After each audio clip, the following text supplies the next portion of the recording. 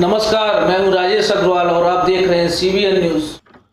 वसंत पंचमी जहां प्रकृति के जागृत होने का पर्व है, वहीं इस दिन मां सरस्वती का पूजन होता है, जो बुद्धि, विद्या एवं सृजनात्मक शक्ति का प्रतीक है। बसंत पंचमी के पावन पर्व पर छतरपुर के अग्रवाल समाज द्वारा सर्व समाज की 12 साधनहीन कन्याओं के विवाह कर मां सरस्वती के चरणों में अनूठा कार्य किया गया है। महालक्ष्मी मंदिर के पास स्थित मिलाप गार्डन में संपन्न हुए इस सनातनीय विवाह सम्मेलन में विधायक श्रीमती ललिता यादव, नपा अध्यक्ष श्रीमती ज्योति चौरसिया, प्रधान जिला एवं सत्र न्यायाधीश रविंदर सिंह, कुटुंब न्यायालय के प्रधान न्यायाधीश राजेश देवलिया, मुख्य न्यायिक दंडाधिकारी श्रीमती स्वाति जायसवाल, जिला विधिक सेवा प्राधिकरण के सचिव जिला जज विष्णु प्रसाद सोलंकी, भाजपा की प्रदेश मंत्री श्रीमती अर्चना सिंह सहित अनेक समाज सेवियों ने नवविवाहित जोड़ों को सुखमय जीवन के लिए आशीर्वाद दिया। सम्मेलन में विवाह की रस्में जहां गाजे बाजे, शहनाइयों एवं पूरे धार्मिक रीति रिवाज के साथ संपन्न कराई गईं, वहीं नवविवाहित कन्याओं को पालकी पर विदा किया गया। नगर अग्रवाल समाज के इस अनूठे आयोजन में नवविवाहित कन्याओं को हजारों रुपए की उपहार सामग्री भी भेंट की गई। प्रेरणादायक इस आयोजन में जहां अन्य समाज के व्यक्तियों का सहयोग मिला, वहीं आमंत्रित अतिथियों ने इन नवविवाहित जोड़ों को अपना आशीर्वाद दिया। आइए देखते हैं आयोजन की कुछ झलकियां एवं अतिथियों द्वारा दिए गए आशीर्वचन।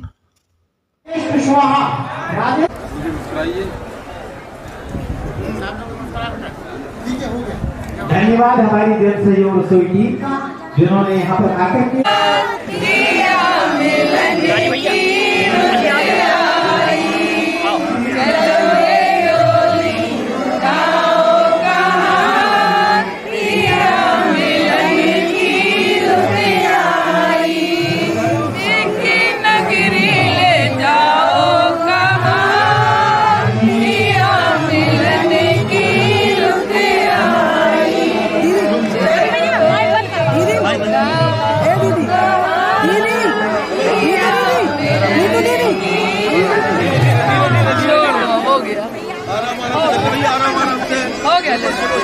रामचंद्र की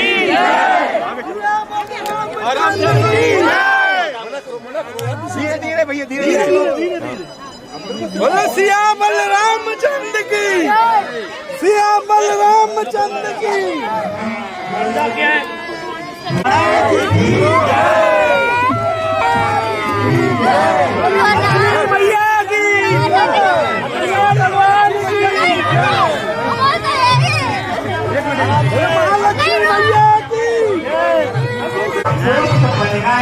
छतरपुर से आई हुई है और स्टेज पर उपस्थित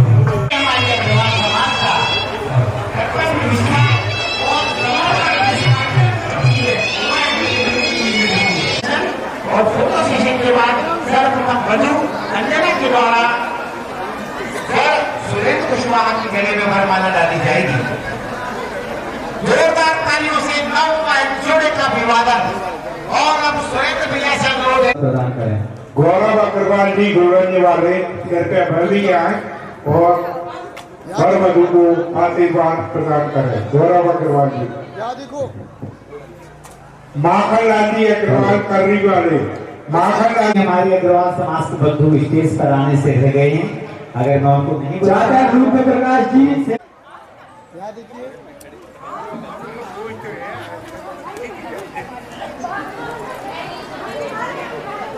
अंदर उसमें देखो जी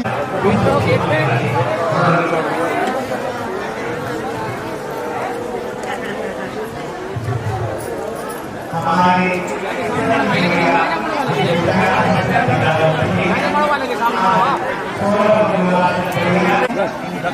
आपने ये करें, आप तरह बड़े इसको अंगूठा कर दो भैया। कुछ हाथ लगाए रहे ना, देखे थे भैया सीधे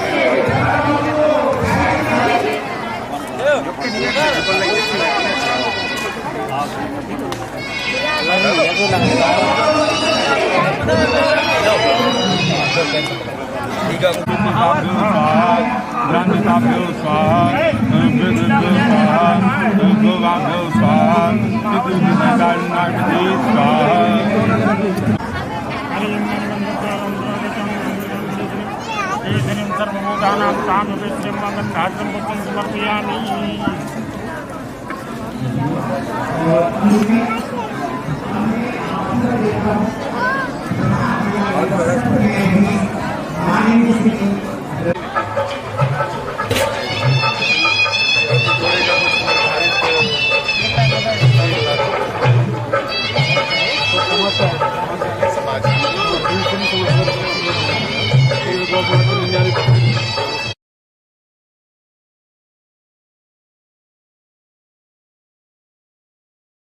क्या नाम है आपका? लाड कहाँ की रहने वाली है? हमारा भाई साहब आपका क्या नाम है?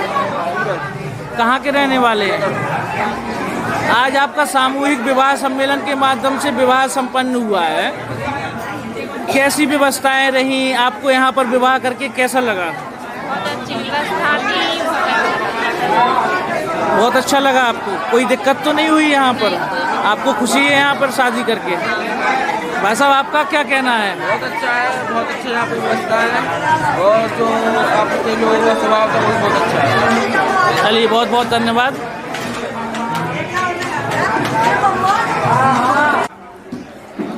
आज यहाँ पर नगर अग्रवाल समाज के द्वारा जो 12 शादी के जोड़ों का विवाह एक दूसरे के परिणय सूत्र में बांधने का काम हमारी अग्रवाल समाज के द्वारा किया गया।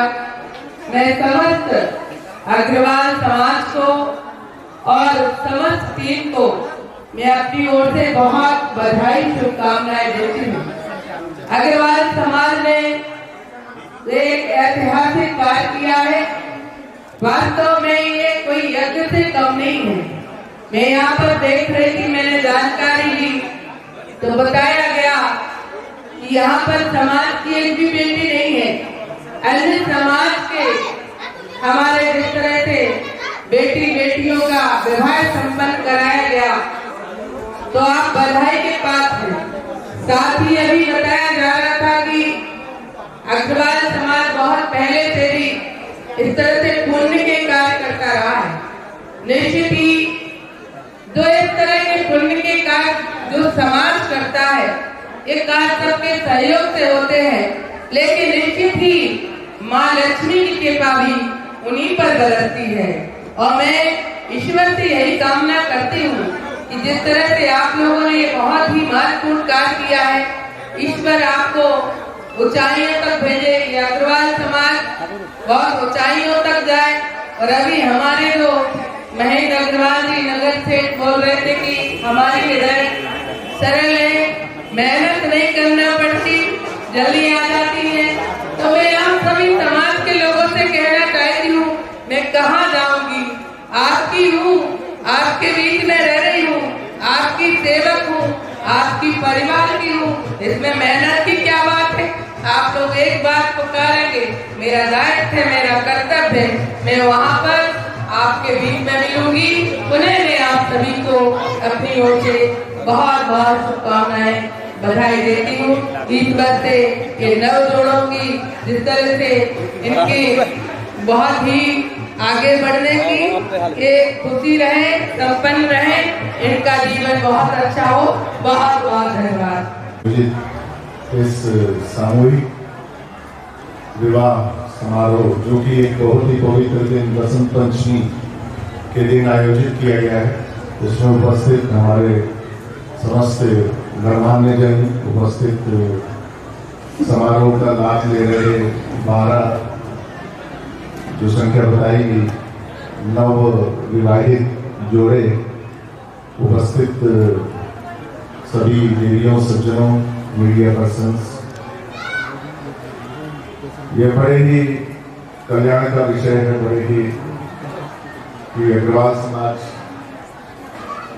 के द्वारा लगातार विगत कई वर्षों से जो जोड़े विवाह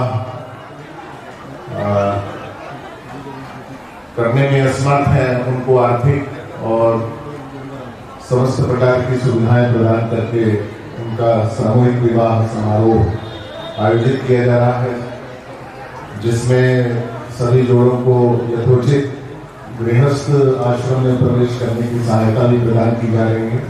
बड़ा ही नेक कार्य है, ऐसे नेक कार्य होते रहने चाहिए। विधिक व्यक्ति होने के नाते हम लोगों का ये लायबिलिटी बनती है कि हम जो नवविवाहित जोड़े हैं उनको न केवल आशीर्वचन दें, लेकिन ये देखना भी हमारा कर्तव्य है कि कानून की परिधि के अनुसार ही विवाह संपन्न हो। यद्यपि जो भी विवाह संपन्न सामूहिक समारोह में होते हैं, बाकायदा मेरे ख्याल से दस्तावेजी जांच और के उपरांत ही उनकी जैसे निर्धारित आयु है विधिक रूप से 21 वर्ष और लड़की की 18 वर्ष, लड़के की 21 वर्ष होने पर ही ऐसा किया जाता है। और इस तरह के समारोह आयोजित करने की बहुत ही अच्छी स्थिति ये है कि जो माता पिता या पारिवारिक जन किसी आर्थिक कमजोरी के कारण अपने बच्चों की शादियां नहीं कर पाते हैं, और कई बार हम देखते हैं कि इसी परिप्रेक्ष्य में वो समय से पहले या बालिग होने के पहले ही अपने दायित्व को पूर्ण करने के उपलक्ष्य में जल्द से जल्द उनका नाबालिग काल में ही विवाह कर देते हैं। तो ऐसे आयोजनों से निश्चित रूप से बाल विवाह पर भी रोक लगेगी, ऐसा मेरा मानना है। और इस समारोह में आप सबने हम लोगों को, ऋषिगण को यहाँ आमंत्रित किया और बोलने का मौका दिया, उसके लिए मैं पूरी आयोजक मंडली को हृदय से धन्यवाद देता हूँ। और उनका नव जीवन प्रारंभ हुआ। अग्रवाल समाज ने इतने अच्छे सामूहिक विवाह सम्मेलन की व्यवस्था की, उनको भी बहुत बहुत साधुवाद। विवाह एक जीवन का बहुत बड़ा कार्य होता है, और जब विवाह होता है तो उसके बाद एक जीवन की नई पारी शुरुआत होती है लड़के और लड़की की। जैसे कहा गया है कानून में भी है कि 18 वर्ष से आयु पूर्ण होती है लड़की की तभी विवाह को, और 21 वर्ष से ऊपर की आयु जब लड़के की तभी विवाह करना है। उसका सब पालन हो रहा है। और जो भी नवविवाहित जोड़े हैं वो खुशी खुशी यहाँ से जाए। नववधु ससुराल में जब जाए तो सास ससुर की पूरी सेवा करे, क्योंकि जैसे माता पिता ने पाला है उसी तरह से सास ससुर भी एक नए माता पिता है। और यदि इसमें कमी आती है तो परिवार में कुछ न कुछ वाद विवाद बढ़ता है। सास एक माँ का रूप है, ससुर भी है पिता का रूप। और जब ससुराल में बेटी जाती है तो सास ससुर और उस परिवार के लोगों की जिम्मेदारी रहती है कि जैसे हमारी बिटिया दूसरे परिवार में गई है, वैसे ही दूसरी की बिटिया हमारे परिवार में आ रही है, उसकी पूरी सुख सुविधा का ख्याल रखना, उसकी इलाज दवाई जो भी है उसको कभी तकलीफ ना हो कि किसी दूसरे घर की बिटिया आई।